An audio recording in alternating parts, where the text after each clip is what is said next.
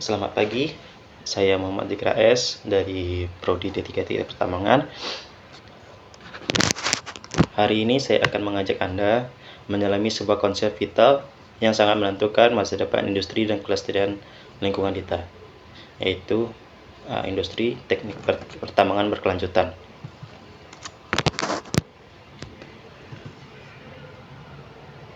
Pada slide pertama dapat kita lihat yaitu latar belakang dan pernyataan. Pada poin latar belakang ini kita fokuskan pada ikon SDGs 12. Kita semua tahu kegiatan pertambangan merupakan salah satu sektor penting yang menunjang pembangunan ekonomi nasional. Namun, di sisi lain, aktivitas ini menyimpan potensi kerusakan yang sangat besar jika tidak dikelola secara bijak. Konsep pertambangan berkelanjutan atau sustainable mining muncul sebagai solusi prinsip sejalan dengan tujuan berkelanjutan SDGs ke-12, yaitu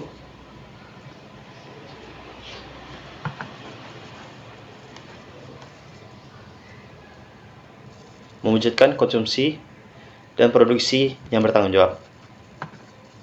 Melalui kajian ini akan menjawab pernyataan mendasar bagaimana konsep ini dapat diimplementasikan di Indonesia sejalan dengan SDGs 12 dan apa peran strategis kita sebagai generasi muda teknik pertambangan dalam mendukungnya.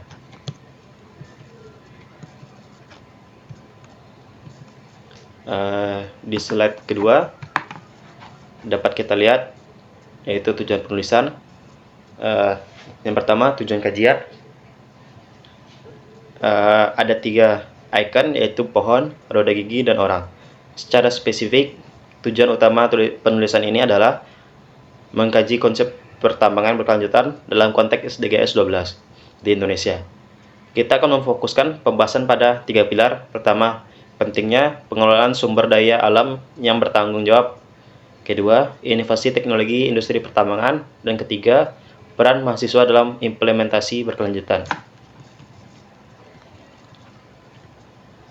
Pada slide ketiga, yaitu pembahasan pertama, dengan judul Tantangan Lingkungan Kritis.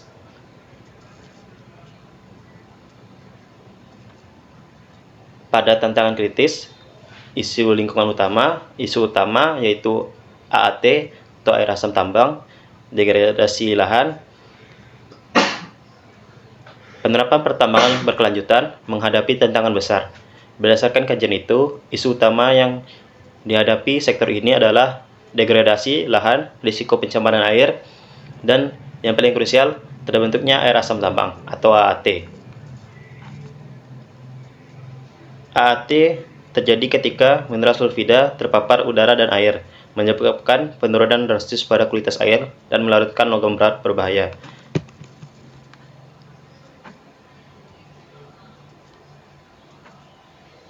AAT adalah salah satu penyebab utama degradasi sungai di daerah tambang batubara di Indonesia. Oleh karena itu, penanganan AAT merupakan indikator penting dalam mengukur keberhasilan praktek pertambangan yang berkelanjutan. Pada slide keempat, yaitu pembahasan 2, saya sendiri akan memberikan solusi dan teknologi dalam menangani AAT atau air asam tambang. Di sini saya meletakkan judul strategi kunci pengendalian dan pemulihan, yaitu poin pengendalian AAT. Penanganan AAT memerlukan pendekatan teknologi terintegrasi. Pengendalian harus mencakup pencegahan oksidasi sejak tahap awal operasi, bukan hanya upaya remediasi di akhir. Metode seperti cover system, passive treatment, dan penggunaan bioreaktor terbukti penting untuk menurunkan keasaman dan menstabilkan logam berat. Kombinasi metode biologis dan kimia seringkali memberikan hasil yang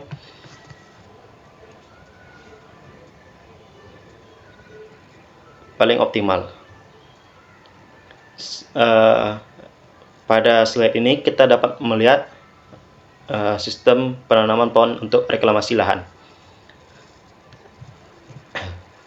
Selain AT, aspek kunci lainnya adalah reklamasi lahan pasca tambang atau reklamasi tambang setelah tambang tidak kembali beroperasi.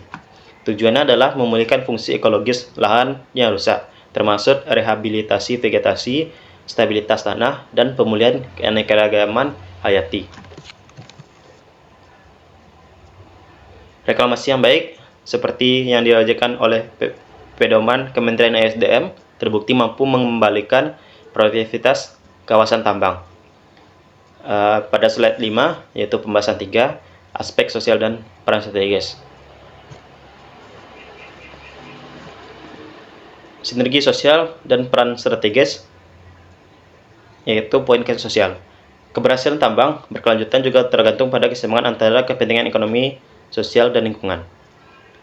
Keterlibatan masyarakat lokal. Seperti yang di slide sebelumnya, kita dapat melihat adanya penanaman tumbuhan untuk dibesarkan dan ditanam kembali ke lahan yang setelah ditambang. Dalam perencanaan dan pengawasan reklamasi sangat signifikan, program CSR, perusahaan juga harus diarahkan pada pemberdayaan masyarakat. CSR ini biasanya seperti pemberdayaan masyarakat sekitar untuk program tambang.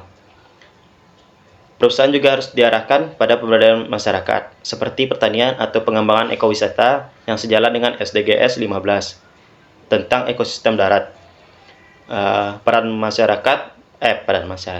mahasiswa dalam konteks pendidikan, kita sebagai mahasiswa teknik pertambangan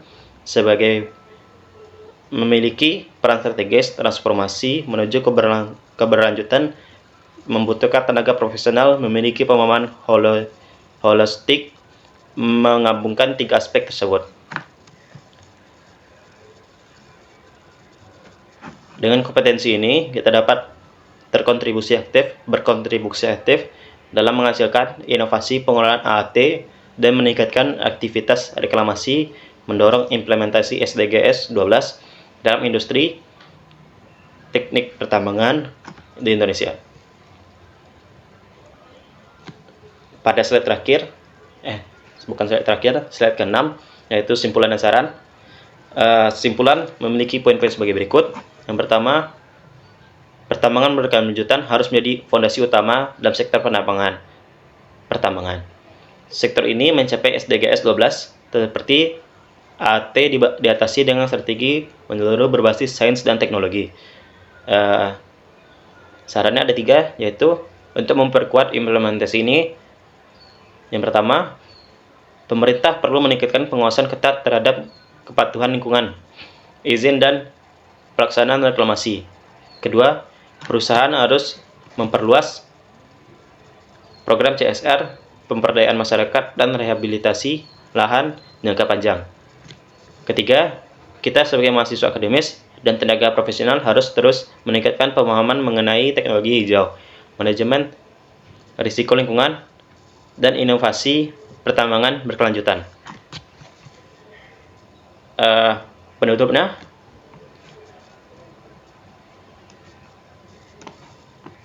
dengan upaya kolektif dan sinergi dari semua pihak, pemerintah, perusahaan, masyarakat, dan sektor pendidikan, sektor pertambangan di Indonesia dapat berkembang secara optimal tanpa mengorbankan kesehatan lingkungan serta kesejahteraan generasi mendatang.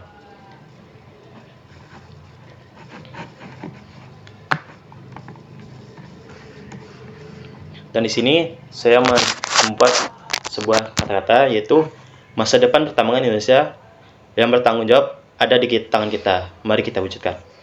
Mungkin sekian saja presentasi dari saya. Terima kasih atas perhatiannya. Assalamualaikum warahmatullahi wabarakatuh.